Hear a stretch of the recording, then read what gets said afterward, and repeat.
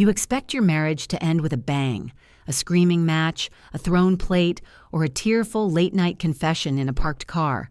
You do not expect it to end because you opened a vanity drawer looking for extra toilet paper and found a bright yellow sticky note that turned your entire life into a crime scene. That is the funny thing about betrayal. It does not always hide in the shadows or in deleted text threads. Sometimes it hides right next to the lavender hand soap, just waiting for you to have a full bladder. If you're watching this video, tell me where you're from or what time it is for you. I am Tara, a 36-year-old corporate attorney living in Austin, Texas. My job consists of billing $400 an hour to tell tech bros that their disruptive new app is actually just wire fraud with a better color palette. I spend my days reading the fine print, looking for the one sentence that invalidates the entire contract. You would think that skill set would translate to my personal life. You would think I would be able to spot a breach of contract when it was sleeping in my own bed. But apparently, love makes you illiterate. I arrived at the rental house on Lake Travis at 3:20 in the afternoon. It was a Sunday in mid-March, unseasonably warm, the kind of day that makes everyone in Texas act like summer has already started. The house was one of those modern glass and steel monstrosities that look fantastic on Instagram but feel like living inside an Apple store. It cost $800 a night, a fee I knew my sister, Ivy, definitely could not afford. Ivy is 31, an event planner who specializes in curating vibes rather than actually organizing logistics. She charges people $5,000 to arrange eucalyptus branches and rent vintage glassware, and somehow, she is always broke. I was late. Closing arguments on a securities fraud case had run long on Friday, and I had spent the entire weekend catching up on the paperwork. My husband, Spencer, had offered to drive separately so he could get there early and help set up. I thought that was sweet. I thought he was being a supportive brother-in-law. God, I was such a cliché. When I walked onto the back deck, the party was already in full swing. There were about 40 people there, mostly Ivy's friends, which meant the demographic was strictly aspirational influencer. It was a sea of beige linen, spray tans, and oversized hats. There was a charcuterie board that spanned 6 feet of table space, piled high with meats and cheeses that probably cost more than my first car. A 3-tier red velvet cake sat on a pedestal like a shrine. I stood there for a moment, clutching my purse, feeling that familiar wave of imposter syndrome I always get around Ivy's crowd. I was the one with the steady paycheck, the mortgage, the 401k, and the marriage license. But in this space, I was just the boring older sister with the blazer and the sensible shoes. Ivy was near the dessert table, holding a mimosa and laughing. That head thrown back, open-mouthed laugh she practiced in the mirror because it made her neck look long in photos. She looked perfect. She looked happy. She looked like a woman who didn't have a single secret in the world. I scanned the crowd for Spencer. I didn't see him. I didn't see Harrison, Ivy's fiancé, either. Harrison is a yoga instructor, a man who unironically uses the word manifest as a verb and drinks celery juice for fun. They have been together 4 years, engaged for 8 months, with a wedding planned for October at a vineyard in Fredericksburg. I remember thinking, at least one of us is relaxed. My bladder was screaming at me. The drive from the city had taken 45 minutes, and I had chugged a large iced coffee to stay awake on the road. I needed a bathroom, immediately. I navigated through the crowd, dodging a girl who was filming a TikTok of her cocktail and a guy who was explaining the benefits of micro-dosing to a potted plant. I made my way into the main house. The air conditioning hit me like a wall of ice, another expense Ivy probably hadn't calculated. I tried the door to the main bathroom off the living room. Locked. I knocked, politely at first, then with a little more urgency. "Just a minute," a voice chirped from inside. It sounded like Jenna, one of Ivy's best friends and a fellow event planner who was notorious for taking 30 minutes to reapply her lip liner. I leaned my forehead against the cool drywall. I considered waiting. I really did. but the pressure in my abdomen was becoming a medical emergency. I could hear the faint sound of running water and someone humming inside the bathroom. They were not hurrying. They were settling in for a spa day. My mind raced through the layout of the rental. I knew there was a master suite upstairs, but Ivy had sent out a mass text to all the guests earlier that morning. I pulled my phone out to reread it just to be sure. The message was explicit. It said that the master suite was strictly off limits because she had her bridal accessories laid out and didn't want anyone touching them. It was classic Ivy, territorial about her space, trying to create an air of exclusivity even in a rental house. That left the guest bathroom down the hall. It was tucked away near the spare bedrooms, the part of the house that felt less like a showroom and more like a hotel corridor. I hesitated. Ivy hated people wandering into the back of the house during parties. She liked to control the flow of traffic, keep everyone near the photogenic spots. But I was her sister, and if I didn't pee in the next 60 seconds, I was going to ruin her expensive rug. I walked down the hallway. It was quieter here. The thump of the bass from the deck was muffled.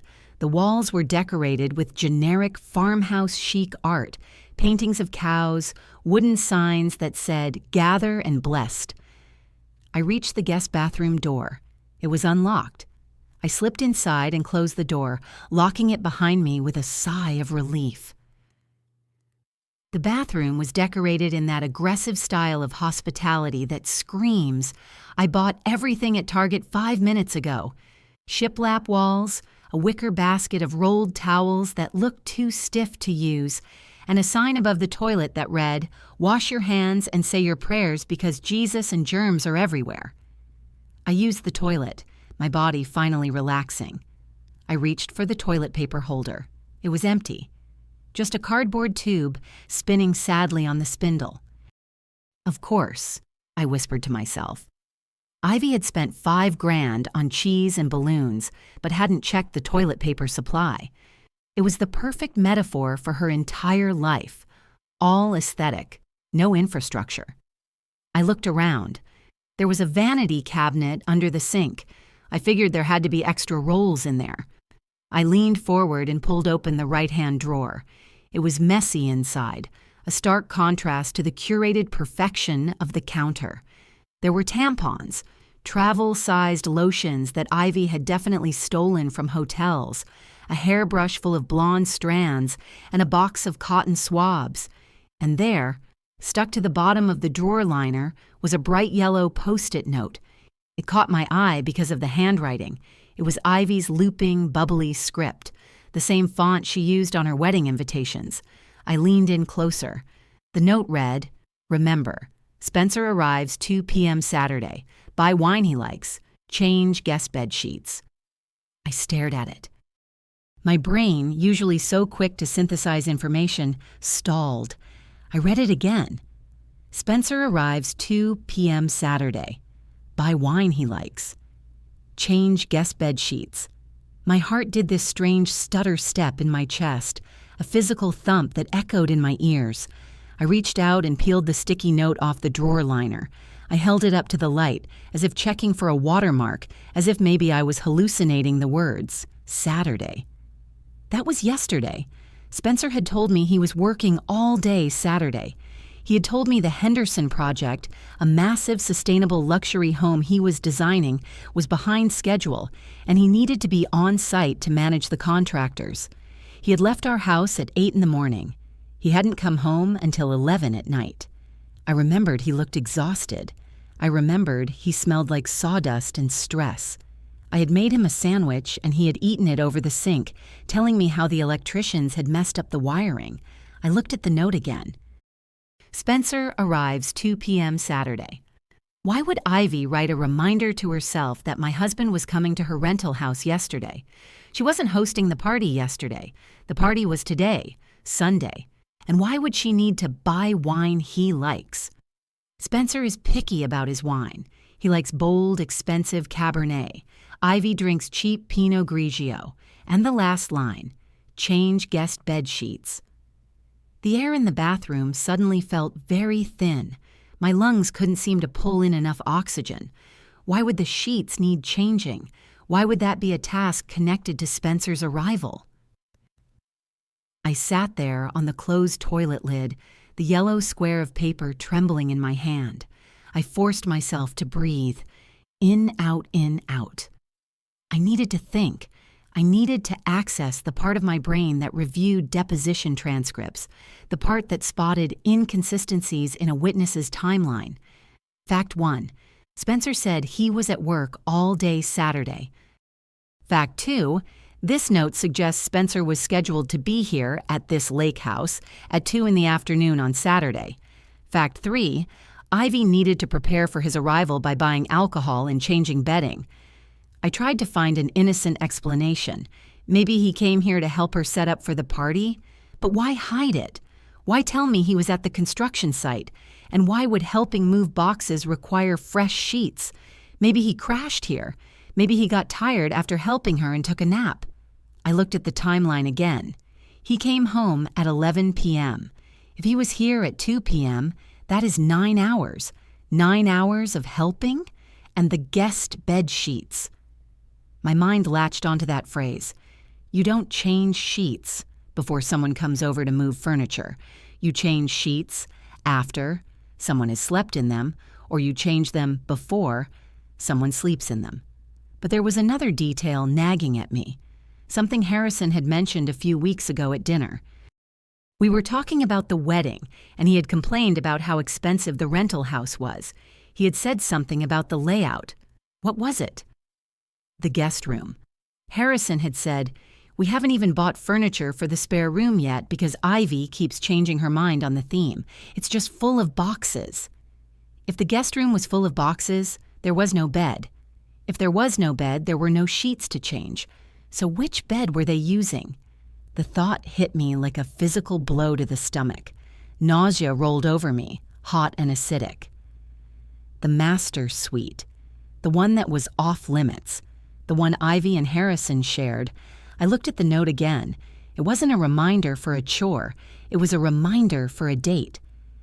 Buy wine he likes. That is distinct. That is intimate. You buy the wine a guest likes when you want to impress them, when you want them to relax, when you want to create a mood. I stood up. My legs felt shaky, like I had just run a marathon. I looked at myself in the mirror. My face was pale. My lipstick looked too bright, clownish against my drained skin. I looked like a woman who was about to scream, but I couldn't scream. Not yet. I was a lawyer. I needed more than a sticky note. I needed a confession. I folded the yellow paper into a tiny square. I shoved it deep into the pocket of my blazer. I flushed the toilet not because I needed to hide anything, but because the noise felt like a necessary punctuation mark. I washed my hands with Ivy's lavender soap. It smelled cloying, sweet, and suffocating. I scrubbed my hands until the skin turned red, as if I could wash away the knowledge of what I had just found. Walking back down the hallway felt like walking onto a different planet. 5 minutes ago, I was annoyed at being late. Now, I was carrying a grenade in my pocket. I stepped out onto the deck. The sun was still shining. The music was still playing. Some upbeat pop song about summer love. It felt grotesque. How could the world be so loud when my life was quietly imploding? I scanned the crowd again. I needed to find Ivy. I saw her near the dessert table. She was no longer laughing. She was standing close to Jenna, the friend who had been in the bathroom. They were huddled together, heads bent low, whispering. I moved closer, weaving through the guests. I felt like a ghost. No one looked at me. They were too busy looking at their phone screens, checking their angles. I got within 10 feet of them. I could hear fragments of their conversation over the music. "So glad she didn't suspect anything yesterday," Ivy was saying. Her voice was low, frantic. "You have to stop," Jenna hissed back. She looked worried, her eyes darting around the party. "Harrison is going to figure it out. You're getting sloppy." I know, Ivy whispered. She sounded desperate. But it was the last time, I swear. I just needed to say goodbye properly. Goodbye? Jenna scoffed. You said that in January. You're playing with fire, Ivy. I stopped moving. I stood there right behind a large potted palm and listened to my sister confess to my best friend's worst nightmare. So glad she didn't suspect anything yesterday. She meant me. She was glad I didn't suspect anything. It was the last time. January. They had been doing this since January, 2 months. I felt a cold, hard rage settle in my chest. It replaced the nausea. It replaced the confusion. It was a clarifying sensation. This wasn't a mistake. This wasn't a one-time slip-up. This was a campaign. This was a strategy. My husband and my sister had been running a covert operation beneath my nose for 8 weeks. I stepped out from behind the palm tree. I didn't care about the scene. I didn't care about the 40 people watching. I didn't care about the 3-tier cake or the curated vibes. Hey, Ivy, I said. My voice was calm, terrifyingly calm. It was the voice I used when I had a witness on the stand and I knew they were lying about their assets. Ivy turned around. When she saw me, her face did this fascinating thing. It rebooted. For a split second, there was panic, raw, ugly terror. Her eyes went wide, her mouth fell open. Then, the influencer mask slammed back into place. She forced a smile, but it didn't reach her eyes. Her eyes were dead. "Tara," she squealed, but her voice was an octave too high. "You're here. I didn't see you come in. How long have you been standing there?" Jenna, to her credit, looked like she wanted to die. She mumbled something about checking on the caterer and backed away, vanishing into the crowd like a magician's assistant. I didn't answer Ivy's question. I just looked at her. I looked at the red velvet cake on the plate in her hand. I looked at her perfect hair and her perfect dress. I reached into my pocket and pulled out the yellow square. I unfolded it slowly. Ivy's eyes tracked the movement. When she saw the yellow paper, the color drained out of her face so fast it was almost impressive. Even her spray tan couldn't hide the pallor. "Found this in your bathroom drawer," I said, holding it up. Ivy stared at it. She reached out a hand instinctively, trying to snatch it. I pulled it back. Evidence," I said. "Tara, give me that," she whispered. Her voice was trembling now. "It's just a note. It's nothing." "It's not nothing, Ivy," I said. "It says Spencer was arriving here at 2 p.m. yesterday on a Saturday. He was helping me," Ivy stammered. She launched into the defense immediately. "He just came by to help me move some heavy boxes for the party setup today. You know how bad my back gets. I didn't want to bother you because you were so stressed with the trial. He was just being helpful." There it was. The toxic benevolence. She was trying to frame her betrayal as an act of kindness toward me. She was sleeping with my husband to spare me the burden of moving boxes. How noble. "Boxes," I repeated flatly. "Yes, boxes." Ivy nodded vigorously, her eyes filling with fake tears. "He was just being a good brother-in-law. Why are you acting like this? You're making a scene." "And the wine?" I asked. "Why did you need to buy wine he likes for moving boxes?" We had a glass of wine after. He was tired." "And the sheets?" I stepped closer. "Why did you need to change the guest bed sheets, Ivy?" Her mouth opened and closed. She was floundering. She hadn't prepared a lie for the sheets. "Well," I pressed, "did moving boxes make him so sweaty he needed fresh linens? Or were you planning on him sleeping here?" "No," she cried. "He didn't sleep here. He went home. You know he went home." "I know he came home at 11 p.m., I said, "which leaves 9 hours unaccounted for. 9 hours between 2 p.m. and 11 p.m. "That is a lot of boxes, Ivy." "Tara, please," she hissed, glancing around at the guests who were starting to stare. "People are watching. Can we talk about this later? You're ruining my birthday." "I think you ruined your birthday when you wrote down your affair schedule on a sticky note," I said. "It's not an affair," she shrieked. "Stop saying that. You're crazy. You've always been jealous of me, and now you're trying to—" "What is going on?" The voice came from behind me. I turned. It was Harrison. He was holding a beer, wearing a future groom t-shirt that Ivy had probably forced him to wear. He looked relaxed, happy, completely unaware that his life was about to detonate. I looked at him. I looked at his kind, oblivious face, and I felt a pang of genuine sorrow. He didn't deserve this. He was a little crunchy and weird, but he was a good man. "Hey, Harrison," I said. "Hey, Tara," he smiled. "Everything okay? You guys look intense." I handed him the Post-it note. "Found this in the bathroom," I said. "Maybe you can help me understand the logistics of my husband's schedule." Harrison took the note. He read it. I watched his face change. It wasn't the panic Ivy had shown. It was confusion first, then realization, then a deep, darkening hurt. "Spencer was here yesterday?" he asked, looking up at Ivy. His voice was quiet. He was helping me with boxes." Ivy tried again, but her voice was thinner this time. "Harrison, baby, don't listen to her. She's twisting everything." Harrison looked at the note again. "You told me you were picking up rental furniture alone yesterday. I offered to come with you. You said no. You said you wanted to do it yourself." I changed my plans. "And the guest bed sheets," Harrison read aloud. He looked up, his eyes locking onto Ivy's. "Ivy, the guest room doesn't have a bed yet." The silence that followed was heavy. It was the kind of silence that sucks the air out of the room.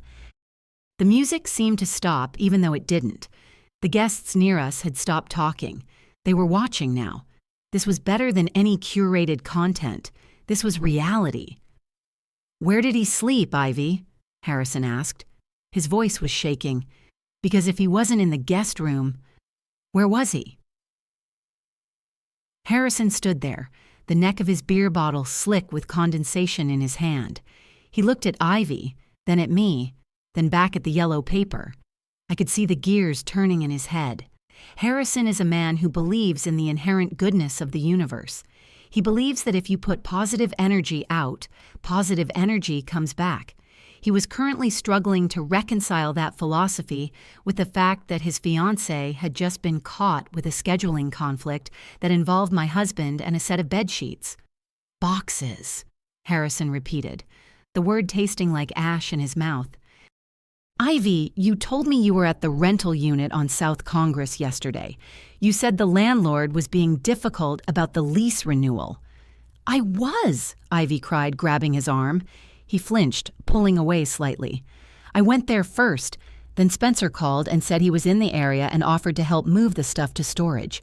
It was spur of the moment." I watched her face. It was a masterclass in panic disguised as indignation. She was trying to make us feel guilty for questioning her. "Spur of the moment," I echoed.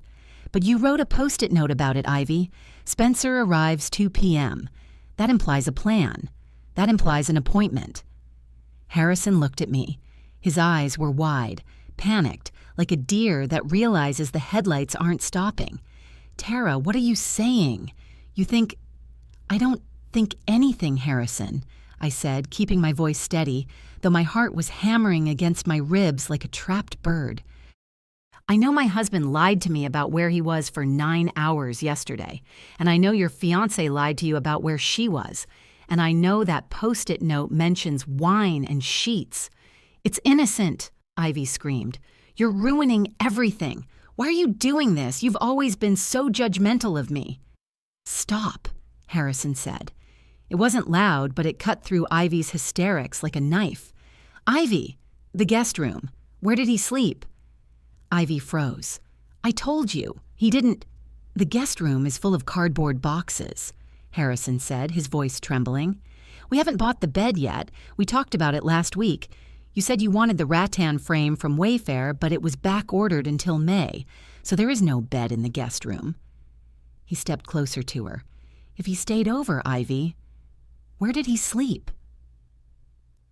The silence on the deck was absolute. Even the DJ seemed to have sensed the shift in atmospheric pressure and turned the music down. 40 people were watching us. I saw phone cameras raised in the periphery. This was going to be on Instagram stories before I even got to my car.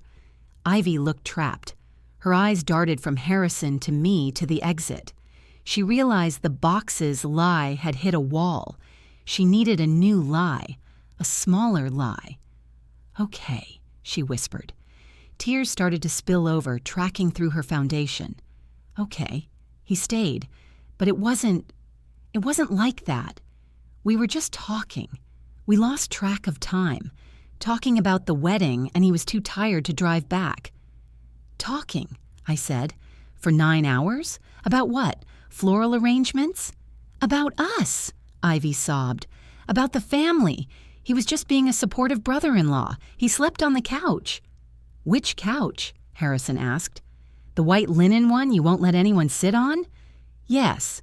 "Ivy," I said, stepping into her space. How many times has Spencer lost track of time and stayed over?" "Just yesterday," she lied. I could tell it was a lie because she blinked 3 times rapidly. It was her tell. She did it when she was 12 and stole my allowance, and she was doing it now. "Don't lie to me," I said. My voice dropped to that low, dangerous register I used during cross-examination. "Jenna said January. I heard her. She said, 'You promised it was the last time back in January. That was 2 months ago.'" Ivy gasped. She looked at Jenna, who was now aggressively examining her cuticles by the punch bowl. "How many times, Ivy?" Harrison asked. His voice cracked. "Tell me the truth, for once." "3, she whispered. "What?" I asked. 3 times, she cried, covering her face with her hands. "Just 3 times. In January and February. We connected. He understands me, Tara. You're always so cold and busy, and he needed someone who actually listens to him." The air left my lungs. There it was, the justification, the toxic benevolence. She wasn't screwing my husband. She was listening to him because I was too cold. She was performing a public service. 3 times, Harrison repeated. He looked like he was going to be sick. And where did this connection happen? If the guest room has no bed... Ivy didn't answer. She couldn't. Harrison looked at the master bedroom window, the one with the drawn shades. "Our bed," he whispered. "You let him sleep in our bed. The bed we share. The bed I proposed to you in." "He didn't mean anything by it," Ivy wailed. "It just happened." "It happened in my bed," Harrison said. He dropped the beer bottle. It didn't shatter. It just bounced on the wooden deck with a dull thud, spilling foam everywhere. "You slept with her husband in my bed." I couldn't watch anymore. The sight of Harrison's face crumbling was too much. It was like watching a building demolish in slow motion. And Ivy was already pivoting to victimhood, sobbing loudly, collapsing into a chair as her friends rushed over to comfort her, cooing things like, "Oh, honey, breathe, and it's okay, everyone makes mistakes." They were comforting her. I felt a surge of bile rise in my throat. If I stayed 1 second longer, I was going to scream, and if I screamed, I would lose. I would be the crazy, hysterical wife. I needed to be the lawyer. I needed to be the one who leaves with her dignity, even if it's held together by duct tape and adrenaline. I looked at Harrison. "You deserve better than this," I said. "You deserve someone who doesn't treat your bed like a timeshare." Then I looked at Ivy. She was peering through her fingers, checking to see if I was buying her performance. "You deserve exactly what is coming," I told her. I turned and walked away. I walked through the house, past the farmhouse chic signs, past the locked bathroom where I had found the note. I walked out the front door and down the gravel driveway to my car. My hands were shaking so badly, I dropped my keys twice. I had to lean against the doorframe of my SUV and take deep, jagged breaths. In for 4, hold for 4, out for 4. It was a technique I learned for courtroom anxiety. It wasn't working. My entire body was vibrating with rage. I got into the car, locked the doors, and just sat there for a moment. The silence of the car was deafening after the noise of the party. I looked at the dashboard clock. 4:07 p.m. My life had been normal at 3:20 p.m., less than an hour. That was all it took to burn everything down. I started the engine and peeled out of the driveway, gravel spraying behind me. I didn't care if I chipped the paint on Ivy's rental. I merged onto the highway, heading back toward Austin. The road stretched out in front of me, a gray ribbon of heat. I drove on autopilot, my brain replaying the last hour on a loop. Spencer arrives 2 p.m., change guest bed sheets. 3 times. January. I needed to know. I needed to be sure. I connected my phone to the car's Bluetooth and dialed Spencer's office landline. He had a direct line at his desk. If he was really working on the Henderson project, he wouldn't be at his desk, but if he had forwarded his calls to his cell, which he usually did on weekends, he would answer. It rang, and rang, and rang. You have reached the voicemail of Spencer Reed, senior architect. I hung up. Then I called the main reception number. It was Sunday, so nobody would answer, but I wanted to hear the silence. I wanted to prove to myself that the office was empty. I dialed his cell phone next. Hey, babe. He answered on the second ring. His voice was casual, warm. How's the party? Did you survive the eucalyptus overdose? I almost swerved into the other lane. The audacity. The sheer, unadulterated casualness of his lie. He was asking about the party. He was joking about Ivy's taste. He was pretending to be my husband while he was actively betraying me. I couldn't speak. I opened my mouth, but no sound came out. I was afraid if I spoke, I would vomit. Tara? He asked. You there? Service must be bad out at the lake. I ended the call. I threw the phone onto the passenger seat. I gripped the steering wheel so hard my knuckles turned white. I felt sick. Physically, violently sick. It wasn't just the cheating, it was the acting. He was so good at it. How many times had he lied to me? How many late nights at the office were actually late nights in Ivy's rental bed? I remembered Valentine's Day. He had come home late, claiming a client emergency. He had brought me flowers, lilies, my favorite. He had looked me in the eye and said, I'm so sorry I missed dinner. I wanted to be here. Was he with her? Was he with my sister on Valentine's Day? The thought made me gag. I had to roll down the window to get fresh air. The wind whipped my hair around my face, stinging my eyes. I focused on the road. Just get home, I told myself. Get home. Confront him. End it. I pulled into our driveway at 5:15. The house looked the same as always. The lawn was freshly mowed. Spencer had done it yesterday morning before he left for work. The irony was nauseating. He had mowed the lawn to play the part of the dutiful husband before driving off to sleep with his sister-in-law. I walked to the front door. My key slid into the lock smoothly. I pushed the door open. Spencer was on the couch. He was wearing sweatpants and a t-shirt, his feet propped up on the coffee table. The TV was on, some basketball game. He looked up as I entered, a half-eaten bowl of popcorn in his lap. Hey, he said, muting the TV. You're back early. I thought you'd be stuck there until sunset knowing Ivy. How was it? I looked at him. I looked at the man I had married 6 years ago. He had a smudge of popcorn salt on his chin. He looked soft, harmless. I walked over to him. I didn't say a word. I reached into my pocket, pulled out the crumpled yellow Post-it note, and flicked it at his chest. It fluttered down and landed on his shirt right over his heart. What's this? He asked, picking it up. He unfolded it, a confused smile on his face. Did Ivy give you a shopping list? I watched him read it. I saw the exact moment the words registered. His smile didn't fade, it froze. His eyes stopped moving. He stared at that yellow square of paper for a long time, too long. If he were innocent, he would have looked up immediately and said, "What is this?" or "I don't get it." But he didn't. He stared at it. He was buying time. He was workshopping the narrative. I could practically hear his brain whirring, trying to calculate which lie would fit the available evidence. Finally, he looked up. The smile was gone. In its place was a look of practiced concern. "Tara," he said slowly, "where did you get this?"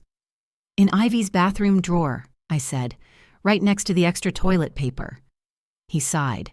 He actually sighed like I was the one being unreasonable. He set the note down on the coffee table and rubbed his temples. "Okay," he said. "Look, I know how this looks." "Do you?" I asked. "Because to me, it looks like you spent yesterday afternoon at the lake house when you told me you were at the Henderson site." "I was helping her, Tara," he said.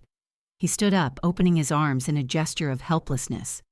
"She called me yesterday morning. She was freaking out about the party setup. She was crying. You know how she gets. She said Harrison was useless and she needed someone with spatial awareness to help with the layout." "Spatial awareness," I repeated. "Is that what we're calling it now?" "Don't do that," he said, shaking his head with a look of disappointment. "Don't turn this into something ugly. I went over there to move boxes and hang lights. That's it. I didn't tell you because I knew you'd get annoyed." "Annoyed?" "Yes, annoyed. You're always so critical of Ivy," he said, his voice gaining confidence. He was leaning into the toxic benevolence strategy. He was the martyr. I was the shrew. "You judge her for being chaotic. You judge her spending. If I told you I was spending my Saturday helping her, you would have lectured me about enabling her. I just wanted to help her without dealing with the drama." "So you lied to protect me," I said flatly. "You lied about your location for 9 hours to spare my feelings." "Exactly," he said, stepping closer. He tried to put a hand on my shoulder. I stepped back. "I was trying to be a good guy, Tara. I was trying to keep the peace between you two." "And the wine?" I asked. "Did you buy the expensive Cabernet to keep the peace?" "We had a drink after we finished moving the furniture," he said smoothly. "It was a thank you." "And the sheets, Spencer?" He blinked. "What?" "The note says change guest bed sheets," I said. "Why did the sheets need changing if you were just moving boxes?" Maybe she spilled something on them," he said, shrugging. "I don't know her laundry schedule, Tara." "Harrison says there is no bed in the guest room," I said. The color dropped from his face. It was the same reaction Ivy had. The physical evidence was dismantling the lie faster than he could build it. "He said the guest room is full of boxes," I continued, my voice rising. "He said they haven't bought a bed yet. So if you stayed over, which Ivy admitted to, by the way, where did you sleep?" Spencer opened his mouth, but no sound came out. He looked at the floor. He looked at the TV. He looked anywhere but at me. "She admitted it?"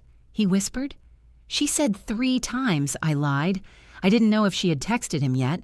I needed to bluff. "She said you've been sleeping together since January. She said you connected because I was too cold." Spencer slumped back onto the couch. The fight went out of him. The good guy mask slipped, revealing the coward underneath. "It wasn't like that," he mumbled.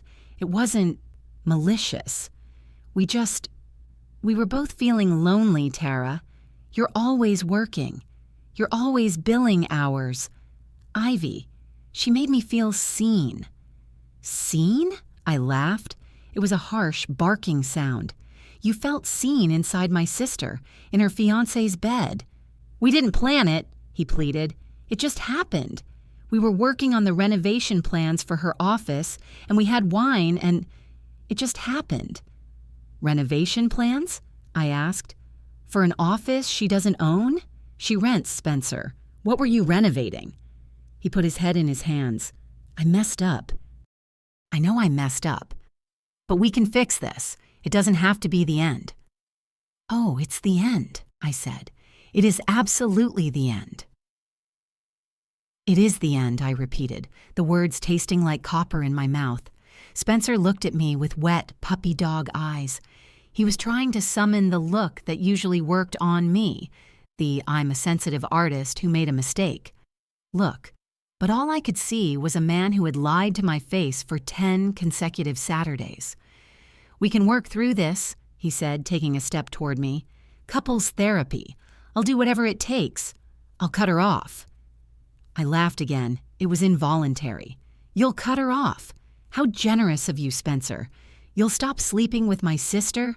That is the baseline requirement for being a human being, not a negotiation tactic. I walked past him, my shoulder brushing his arm. I flinched. His body heat, which used to be comforting, now felt radioactive. I marched into our bedroom. My bedroom. I stood in the center of the room. The bed was made. The pillows were fluffed. It looked like a sanctuary, but now I wondered if he had ever brought her here. No, too risky. Ivy was a creature of opportunity, but Spencer was a creature of caution. He wouldn't soil his own nest. He would soil someone else's. I went to the closet and grabbed a box of heavy-duty black garbage bags. I snapped one open. The sound was loud, violent, like a gunshot in the quiet house. "What are you doing?" Spencer asked from the doorway. He looked terrified. "Packing," I said. I grabbed an armful of his shirts, the custom-tailored button-downs he wore to impress clients, and shoved them into the bag, hangers and all. "Tara, stop. You're being irrational." Irrational? I didn't look at him. I moved to the drawer with his cashmere sweaters. Irrational is sleeping with your sister-in-law and thinking you still have a home to come back to. This house is in my name, Spencer. I bought it in 2018. It is separate property. You have established residency, sure, but if you want to make me file an immediate restraining order and have the police escort you out, keep talking. He went silent. He knew the law. He knew I was right. I filled 2 bags. I didn't pack everything. I didn't pack his toiletries or his shoes. I just packed enough to make a point, enough to clear his visual clutter from my immediate line of sight. I dragged the bags to the front door and threw them onto the porch. "Get out," I said. "Where am I supposed to go?" he asked. His voice was small, pathetic. "It's Sunday night. All the hotels are booked for the festival." "I don't care," I said. "Go to the office. Sleep on the drafting table. You spent so much time working there on Saturdays, it should feel like home by now." He stared at me for a long moment. He was waiting for me to crack. He was waiting for the Tara who always smoothed things over, the Tara who handled the logistics so he could focus on his art. That Tara was gone. She had died in a bathroom on Lake Travis. He grabbed his keys off the console table. He didn't look back. He walked out the door, stepping over the garbage bags filled with his luxury wardrobe, and closed the door behind him. I locked the deadbolt. Then I engaged the chain. Then I checked the back door and the windows. My hands were trembling so bad I could barely turn the locks. The silence that followed was heavy. It pressed against my eardrums. Usually the house had a hum to it. The TV, Spencer's podcasts, the sound of him chopping vegetables. Now it was just the hum of the refrigerator and the pounding of my own heart. I walked into the kitchen. I needed something to burn the taste of the afternoon out of my throat. I found the bottle of Japanese whiskey Spencer saved for special occasions, $300 a bottle. I grabbed a juice glass because I couldn't be bothered to find a tumbler. I poured 3 fingers of amber liquid. I took a sip. It burned going down, hot and sharp. Good. I sat on one of the bar stools at the island. I looked around my kitchen, the granite countertops I had paid for, the backsplash I had picked out, the life I had built. It all felt like a stage set now. Fake. Flimsy. My phone, which I had left on the counter, buzzed. I looked at the screen. Incoming call. Ivy. My stomach lurched. The audacity. The sheer, unmitigated gall. She was calling me, not texting. Calling. She wanted to use her voice, her tears, her weaponized fragility to fix this. I let it ring. It stopped. Then it rang again immediately. Incoming call. Ivy. I stared at the screen. Part of me wanted to throw the phone into the sink and run the disposal. But the lawyer in me, the part that was waking up from the shock, knew better. Evidence. Admissions. I answered. I put it on speaker. "Tara?" Her voice was wet, thick with crying. "Tara, please don't hang up." You have 30 seconds, I said.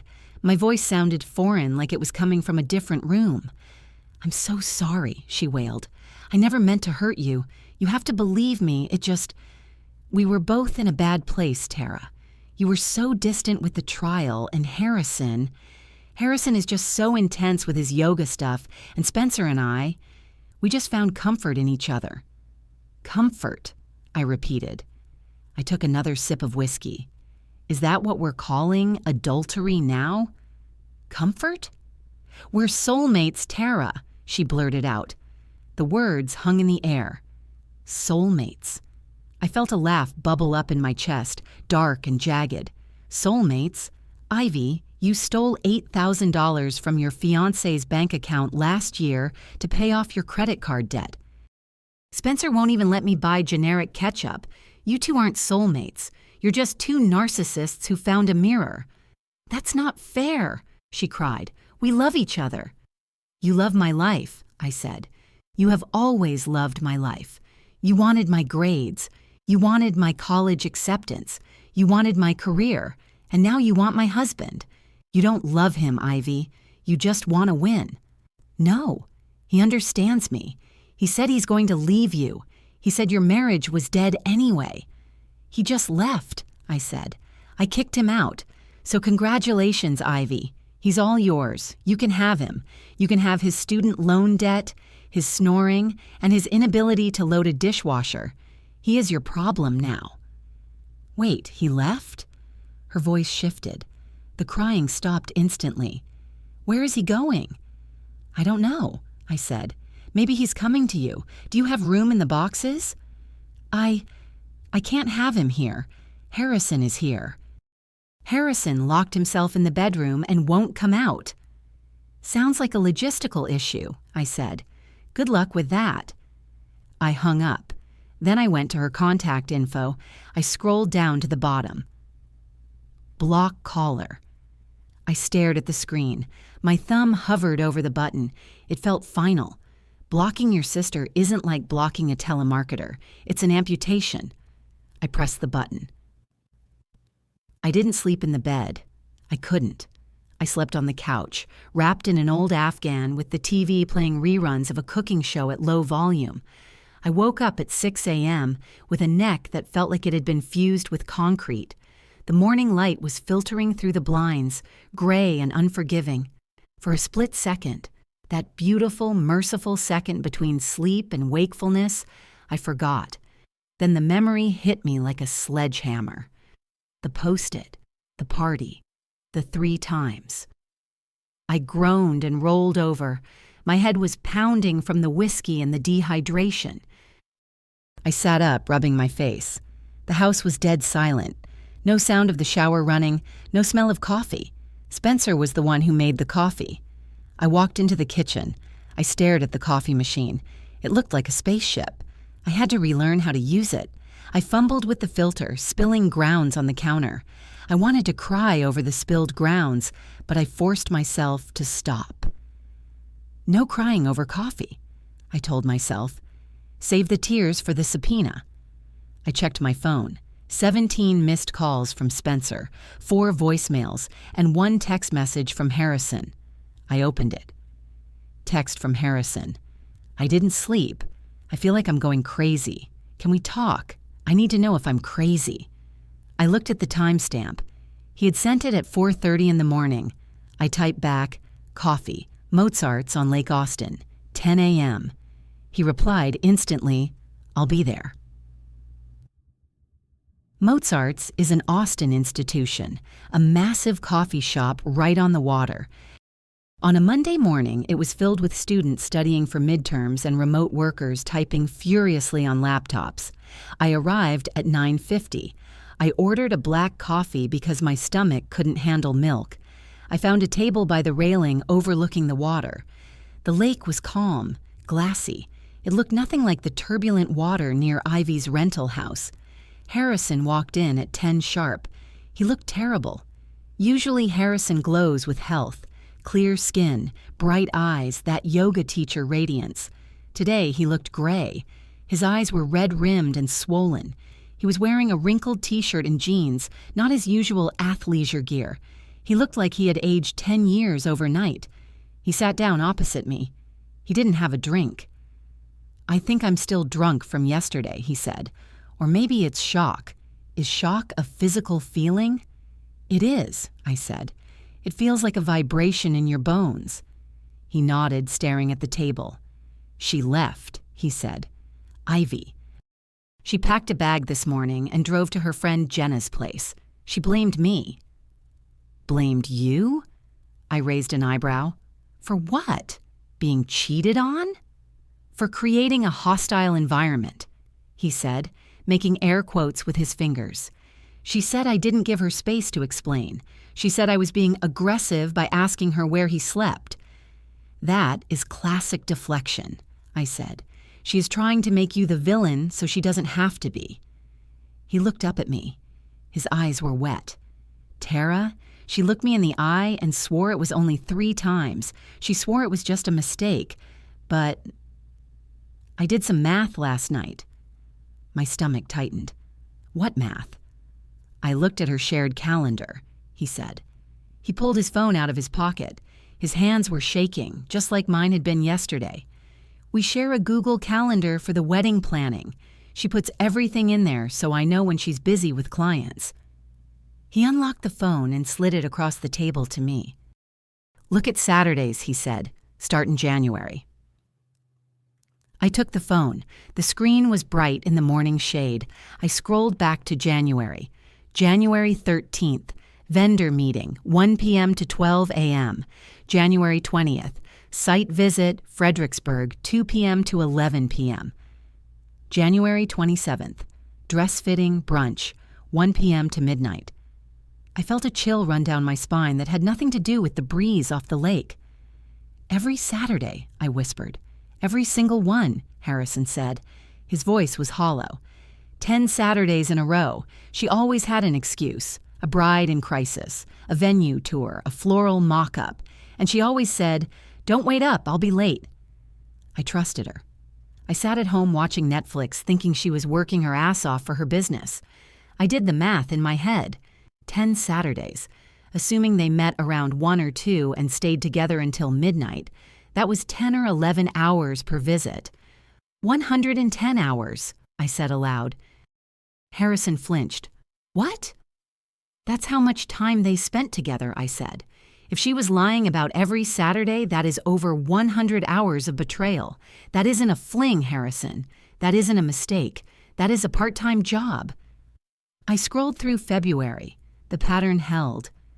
Client dinner. Emergency planning session. Bridal expo. "Spencer told me he was working the Henderson project," I said, my voice flat. "Every Saturday. He said the client was demanding. He said he had to be on site to supervise the contractors." I looked up at Harrison. They coordinated their lies. "Yeah," Harrison said. He took a breath, a ragged, shuddering sound. "But there's something else. I don't know if I should show you. It's worse." "Show me," I said. "I'm a lawyer, Harrison. I don't do well with surprises. I need the full discovery file." He reached for the phone, swiped to a different app, and pushed it back to me. It was the Verizon app, the call log. "I guessed her password," he said quietly. "It was her birthday. She's not very creative." I looked at the screen. It was a list of outgoing calls from last night. Sunday, March 17th, 8:42 p.m., outgoing to Spencer, 4 mins. Sunday, March 17th, 8:48 p.m., outgoing to Spencer, 1 min upwards. Sunday, March 17th, 8:55 p.m., outgoing to Spencer, rejected. I scrolled down. The list went on and on. 31 times, Harrison said. She called him 31 times between 8 p.m. and 3 a.m. I looked at him. "How many times did she call you?" He looked out at the water. 0. 0, I repeated. The number hung in the air between us like a suspended sentence. She called the man she was cheating with 31 times. She called the man she was supposed to marry 0 times. Harrison stared at the phone screen. His finger hovered over the list of rejected calls. He looked like a man trying to read a map in a language he didn't speak. "Why?" he whispered. "I was at my brother's house. I was sitting on his patio, staring at the wall, waiting for her to call. I wanted her to call. I wanted her to tell me it was a misunderstanding. And she was dialing him." "Because she wasn't trying to save her marriage, Harrison," I said gently. "She was trying to secure her backup plan." He looked up, his brow furrowed. "Backup plan?" "Ivy doesn't know how to be alone," I explained. I felt the familiar ache of knowing my sister too well, the way you know a recurring injury. She requires a host. You were the primary host. You provided the house, the stability, the adoration. Spencer was the excitement. But the moment you found out, the primary host became hostile, so she immediately pivoted to the secondary host to see if she could transfer the infection. Harrison swallowed hard. That makes her sound like a parasite. "Biologically speaking, a parasite needs a host to survive," I said. "Ivy needs validation to survive. She called him 31 times because she needed him to tell her she was still the main character. She needed him to tell her that blowing up her life was worth it. And when he didn't answer, she realized she had burned the house down and had nowhere to sleep," Harrison finished. He dropped the phone onto the table. The screen went dark. "She didn't call me because she loved me. She called him because she bet on him." "And she lost," I said. "Spencer is a coward. He won't leave his comfortable life for a scandal. He probably watched his phone ring 31 times and felt relieved he wasn't the one who had to answer it." Harrison picked up his phone again. He tapped the screen aggressively, his face hardening. "I need to check the bank," he said. "We have a joint savings account, the wedding fund. My parents put in $10,000 last month for the catering deposit." My lawyer brain woke up instantly. "Check it now before she realizes you're checking." He logged into his banking app. I watched his eyes scan the screen. I saw the moment the data hit his optic nerve. His jaw went slack. He tapped the screen again, refreshing the page, praying for a glitch. "It's gone," he whispered. "What is gone?" I asked, leaning forward. "The balance. It should be $12,000. It's $4,000. "Check the transaction history," I commanded. "Look at the pending items." He tapped. "Withdrawal. ATM limit maxed out at midnight. Then a transfer to Venmo. Instant transfer. $8,000 total." "When?" "Last night," he said, his voice rising in panic. "At 11:40 p.m., right after she got to Jenna's house. She drained the account, Tara. She took the honeymoon money. She took the catering money." "That is theft," I said. "Or at the very least, dissipation of marital assets, even if you aren't married yet. It's joint property." "She texted me this morning saying she needed space," Harrison said, a bitter laugh escaping his lips. "She needs space, but she apparently also needs $8,000 in cash to enjoy it." "She's funding her escape," I said. "She knows the wedding is off. She knows the deposits are non-refundable. She grabbed the liquid cash before you could freeze it. That isn't panic, Harrison. That is calculation." Harrison looked like he was about to throw the table into the lake. "I'm calling the police. I'm calling her. I'm going to—" "No," I said, putting my hand over his. "Do not call her. She stole $8 grand. And if you call her now, she will say it was for wedding expenses she already paid for, or she'll claim it's her share, or she'll spend the rest of it out of spite." I said. "You are playing checkers. She is playing arson. You need to start playing chess." "So what do I do?" "You freeze the rest of the money," I said. "Move your direct deposit to a new account today, right now. Leave the $4,000 in there so she doesn't know you know. Let her think you are still the grieving, oblivious fiancé. Why? Because when people think they haven't been caught, they get sloppy," I said. "She thinks you're just heartbroken. She doesn't know you're angry. Let her keep thinking that. Let her spend that money. Every dollar she spends is evidence we can use against her later.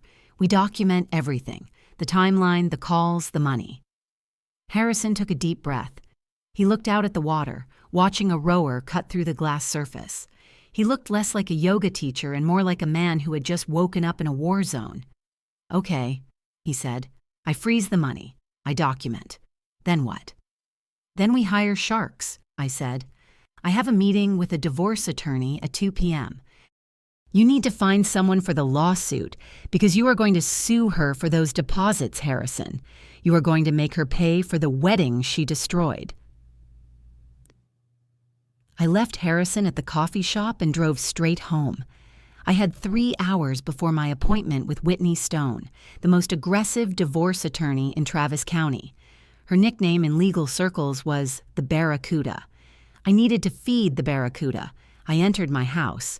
It felt different now, sterile. It was no longer a home. It was a storage facility for assets I needed to liquidate. I went into the home office. This was Spencer's domain.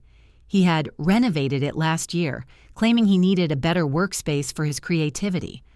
I stood in the middle of the room looking at the custom walnut built-ins and the expensive ergonomic chair. $40,000. That was the budget for this room. We had paid for it out of joint savings. I went to the filing cabinet. Locked. "Of course," I muttered. Spencer always kept the key on his keychain, the one he had taken with him. I went to the kitchen and grabbed a flathead screwdriver and a hammer. I didn't care about preserving the finish. I wedged the screwdriver into the gap above the lock and hammered it in. Metal shrieked against metal. I wrenched the handle down. The lock popped with a satisfying snap. I pulled the drawer open. Hanging files, tax returns, insurance policies, and a folder in the back labeled Project Expenses. I pulled it out. I expected to find receipts for lumber or software. Instead, I found credit card statements for a card I didn't know existed. The Sapphire Reserve, in his name. I scanned the charges. January 14th, Hotel Zaza, $400. January 21st, Fredericksburg Wine Train, 2 tickets, $300. February 4th, David Yurman Jewelry, $800. My hands started to shake again. He hadn't just cheated. He had funded the affair on credit, and since Texas is a community property state, this was debt. He was buying my sister jewelry with money that technically belonged to our marriage. "You idiot," I whispered to the empty room. "You absolute arrogant idiot." He had left the paper trail right here. He was so confident I would never look, so sure of his doting wife, that he hadn't even shredded the evidence. I grabbed the entire folder. I grabbed the tax returns. I grabbed the deed to the house. I stuffed it all into my tote bag. I felt like a burglar in my own life. Whitney Stone's office was on the 34th floor of the Frost Bank Tower. The view was spectacular. You could see the entire city of Austin sprawling in green. The office itself was all chrome and white leather. It smelled like expensive espresso and fear. Whitney was a woman in her 50s with a haircut that cost more than my first car and a suit that looked like armor. She didn't offer me tea. She offered me a notepad. "Tell me everything," she said. "Start with the assets, end with the emotions." I laid it out. The house, separate property, the renovation, community funds, the secret credit card, the Post-it note, the 3 times lie versus the 10 times reality. Whitney listened without interrupting. She took notes in a shorthand that looked like hieroglyphics. When I finished, she capped her pen. "Okay," she said. "Here's the good news. You have the house. That is ironclad. The renovation money is gone, but we can claim a reimbursement for the community funds used to improve the separate property. That is called a claim for economic contribution." "And the credit card?" I asked. "Dissipation of assets," she said, a small predatory smile touching her lips. "He spent marital funds on a paramour. That is a big no-no in Texas. We will argue that he committed fraud on the community estate. We will ask the judge to award you a disproportionate share of the remaining assets to compensate for what he stole." "He said he wants to go to therapy," I said. "He said he wants to work it out." Whitney laughed. It was a dry, rasping sound. They always do, until they see the filing. Then they want war. We are going to file on the grounds of adultery. We aren't going to use insupportability. We are putting it on the public record. Is that wise? I asked. Won't it drag it out? It gives us leverage, she said. He is an architect. He relies on his reputation. Does he want a public divorce decree detailing how he slept with his sister-in-law for 3 months? Or does he want to sign the settlement agreement quietly and go away? I thought about Spencer. I thought about his pride. I thought about how much he cared what people thought of him. He'll sign, I said. He'll sign anything to keep people from knowing. Good, Whitney said. I'll have the petition ready by tomorrow morning. We serve him at work. Make it embarrassing. Make it real. 2 days later, on Wednesday morning, my phone buzzed with a text from Spencer's business partner, Mike. Text from Mike. Hey Tara, some guy just walked into the firm and handed Spencer a stack of papers. Spencer looks like he's going to throw up. Is everything okay? I didn't reply. I just took a sip of my coffee and stared at the wall of my office. It was done. The clock had started. 10 minutes later, Spencer's name lit up my phone. Incoming call. Spencer. I declined it. Incoming call. Spencer. I declined it again. Then the text started. Text from Spencer. You served me at work? Seriously? Mike was standing right there. The interns were watching. Text from Spencer. This is insane. You're reacting totally out of proportion. Can we please just talk like adults instead of involving lawyers? Text from Spencer. I'm worried about you, Tara. You're acting manic. This isn't you. You're letting your anger make bad decisions. I stared at that last message. I'm worried about you. It was the ultimate manipulation. He wasn't apologizing for destroying our marriage. He was pathologizing my reaction to it. He was trying to frame my legal self-defense as a mental health crisis. It was toxic benevolence in its purest form, feigning concern to undermine my credibility. I typed a reply. My fingers flew across the screen. My reply.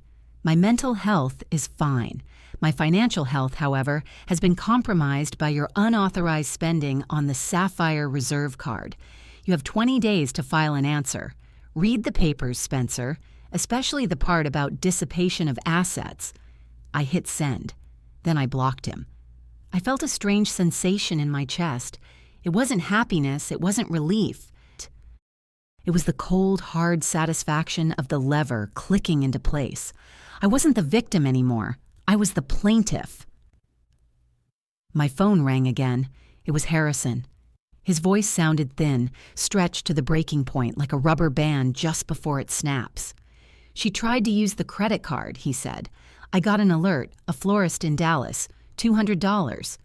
She's trying to send you apology flowers with your own money, I realized aloud. It was almost impressive in its narcissism. Ivy was trying to buy forgiveness using the victim's wallet. I declined it, Harrison said. I reported the card stolen. I froze everything, Tara. The joint checking, the savings, the credit lines. I left her with exactly 0 access. Good, I said, though my stomach churned. I knew what came next. When you cut off a parasite's food supply, it doesn't just die quietly. It attacks. She sent me an email, Harrison continued. She said I'm abusing her financially. She said I'm stranding her without resources and that real love wouldn't worry about bank balances. That is the sound of a cornered animal, I said. She isn't talking about love, Harrison. She is talking about survival. She realized Spencer isn't going to bankroll her, so she's trying to guilt you into keeping the tap open. I'm filing the civil suit, he said. His voice hardened. For the stolen $8,000 and the deposits. I found a lawyer who specializes in small claims and domestic disputes. I'm not letting her walk away with my life savings just because she's sad. It's going to get ugly, I warned him. She will tell everyone you're a monster. She will tell your mother you starved her. Let her, he said. I'm done being the nice guy. Namaste is over. I barely had time to process Harrison's transformation before the next wave hit. My mother called from her retirement condo in Arizona. I stared at the screen. Mom. She never called on a Wednesday. She only called on weekends or birthdays. Ivy had gotten to her. I answered, "Hello, Mom." "Tara," she sighed. It was her signature sigh, the one that carried the weight of the world's disappointment. "Ivy called me. She sounds suicidal, Tara. She is hysterical." "She is not suicidal, Mom," I said, leaning against my kitchen counter, feeling the granite press into my lower back. "She is facing consequences. There is a difference." "She says you kicked Spencer out. She says you're suing him. She says you turned Harrison against her." "I didn't turn anyone," I said. "She slept with my husband, Mom, for 3 months, in her fiancé's bed. I didn't spin that, I just pointed at it." I know," my mother soothed, dropping into her toxic benevolence voice. "It was a terrible mistake, but she's your little sister. She's fragile, Tara. You know how she is. She doesn't have your strength. You're the strong one. You can handle a little heartbreak. Ivy, this will destroy her." I gripped the phone so hard I thought the screen might crack. "A little heartbreak? Mom, my husband of 6 years was cheating on me with your other daughter. This isn't a scraped knee." "But family is everything," she insisted. "If you divorce Spencer and sue Ivy, you tear this family apart. Can't you just pause? Let things cool down? Be the bigger person? For me?" "I have been the bigger person for 36 years, I said, my voice shaking. "I paid for her college tuition when she dropped out. I paid for her car insurance. I paid for this rental house deposit. I am done being big. I want to be small and petty and legally protected." "You're being vindictive," she snapped.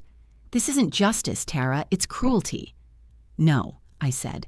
"Cruelty is sleeping with your sister's husband and then asking your mother to help you avoid the fallout. I'm hanging up now, Mom. Do not call me until you remember which daughter is the victim here." I ended the call. I felt like I had just run a marathon. My chest ached. The betrayal wasn't just lateral anymore. It was vertical. The whole family tree was rotten. 2 hours later, the sun was setting, casting long, bruised shadows across my front lawn. I was in the living room, trying to read a case file, when I heard the pounding. It wasn't a knock. It was a physical assault on my front door. "Tara, open the door. I know you're in there." It was Ivy. I froze. I hadn't expected her to come here. I thought she would run, hide, play the victim from a distance. But desperate people do desperate things. I crept to the window and peered through the slats of the blinds. Ivy was standing on my porch. She looked deranged. Her mascara was smeared down her cheeks, her hair was matted, and she was wearing a stained sweatshirt I recognized. It was Harrison's. "Tara!" she screamed, hammering on the wood with her fist. "You can't just block me. You can't just turn everyone against me. It's not fair." I pulled my phone out. I opened the camera app. I hit record. My hands were shaking, but I forced myself to hold it steady. "Evidence," I told myself. "This is evidence for the restraining order." "Go away, Ivy," I said through the door. I didn't unlock it. "No," she shrieked. "I need to explain. You don't understand. You have everything. You have the house, the money, the career. You win at everything. Why couldn't I have just one thing? Why couldn't I have him?" "He isn't a participation trophy, Ivy," I yelled back. "He is a person, and he was my husband." "He was miserable," she screamed. "He told me. He said you were cold. He said you treated him like an employee. I made him happy. I gave him what you couldn't." "You gave him an ego boost and a secret credit card debt," I said. "Now get off my porch before I call the police." "You wouldn't," she sneered. "You wouldn't arrest your own sister." "Try me," I said. "I have the police on speed dial and a very expensive lawyer who is dying to add criminal trespass to your file." She stared at the door. I could see her through the peephole. Her face crumpled. For a second, I saw the little sister I used to braid hair for, but then her eyes hardened. "I hate you," she whispered, loud enough for me to hear. "I have always hated you." She turned and ran down the steps. She got into her car, a leased BMW she definitely couldn't afford, and peeled away, screeching her tires. I stopped recording. I saved the video. Then I slid down the door until I hit the floor, and I finally cried. The next morning, Thursday, my lawyer Whitney called me at 9 a.m. "It's over," she said. "No hello, just the verdict." "What?" I asked, putting down my coffee. "Spencer's lawyer called," Whitney said. She sounded bored, which meant she had won. "They saw the credit card statements. They saw the call logs Harrison sent us. And I may have mentioned the video of your sister screaming on your porch, implying a level of instability that would look very bad in a public trial." "And?" "He folded," she said. "He is agreeing to everything. He waives his claim to the house. He waives his claim to the retirement accounts. He agrees to reimburse the community estate $6,000 for the dissipation of assets.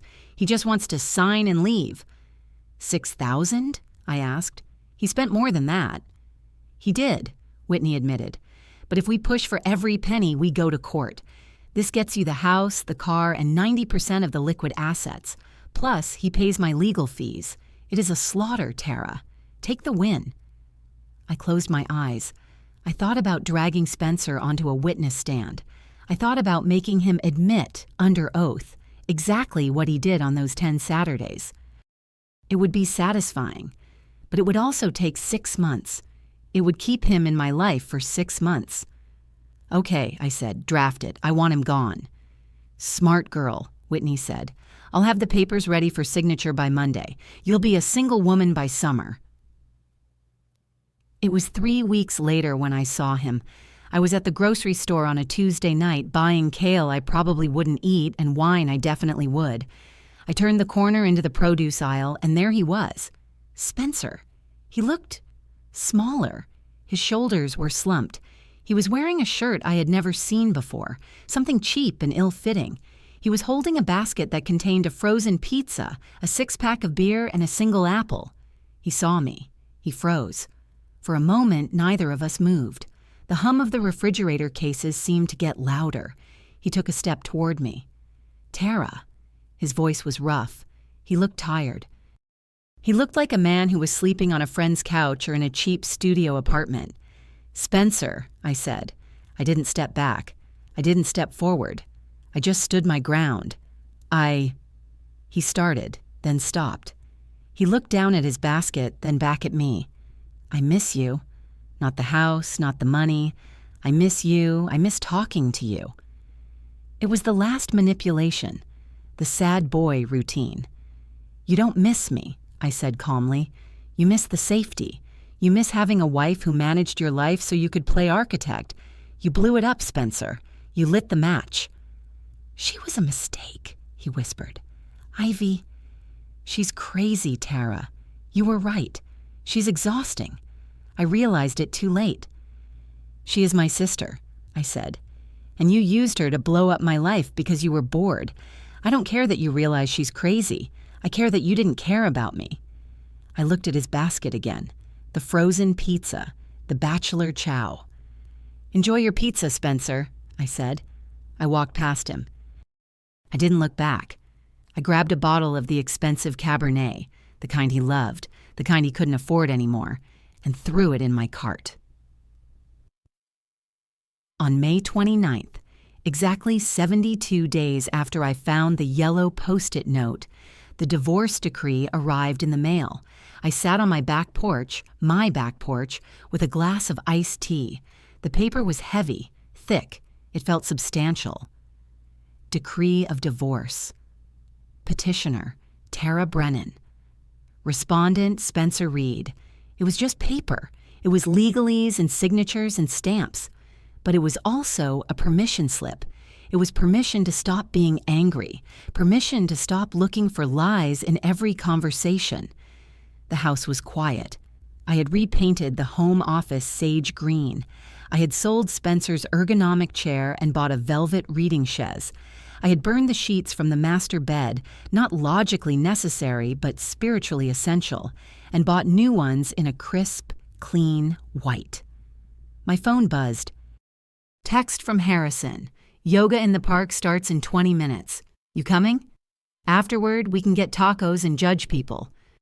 I smiled, a real smile, not the lawyer smile, not the polite smile. My reply, I'll be there. Save me a mat. I put the divorce decree on the table. A gust of wind caught the corner, fluttering the pages. I didn't grab it, I just let it settle. I stood up, grabbed my keys, and walked out of the house. I didn't lock the deadbolt. I didn't check the windows 3 times. I just closed the door and walked into the sunlight. Update: 3 months later. People always ask if I regret how it ended, if I wish I had fought for my marriage, tried counseling, or given Spencer a second chance. The answer is no. Emphatically, unapologetically, no. Here is where everyone landed. Spencer lives in a studio apartment in East Austin that smells like damp drywall. Geneva, my paralegal, saw him on a dating app last week. His profile says he is looking for someone who doesn't take life too seriously. Good luck with that. He sends me an email once a month about mail that might have come to the house. I never reply. I just mark it, return to sender. Ivy never came back to Austin. The shame and the threat of lawsuits drove her out. She moved to Dallas and got a job as an entry-level coordinator at a corporate events firm. No more being the boss. No more $5,000 baby showers. She is reporting to someone else now, filling out spreadsheets, living the mundane life she used to mock me for. Harrison's lawsuit for the $8,000 was settled out of court. She's paying him back in installments of $200 a month. It will take her years. Every check she writes is a reminder of what she did. Harrison and I are good. We aren't rushing anything. We are 2 people who survived the same plane crash, and there is a comfort in that shared trauma. We get dinner. We go to movies. We laugh about the fact that our exes were practically the same person in different fonts. He got his certification in trauma-informed yoga, which feels appropriate. We are happy. Boringly, wonderfully happy. And me? I was made partner at the firm last week. My office has a view of the lake, the good part of the lake, far away from that rental house. I kept the yellow Post-it note. It is framed in my home office, right next to my law degree. It isn't a sad souvenir, it is a reminder. Evidence is everything. And sometimes the best evidence is the stuff they leave behind in the junk drawer. If this story resonated with you, leave a like and consider subscribing. You can also drop any comment below, even just one word. Maybe tell me where you're watching from, or what time it is right now. Sometimes one word is enough to say you were here.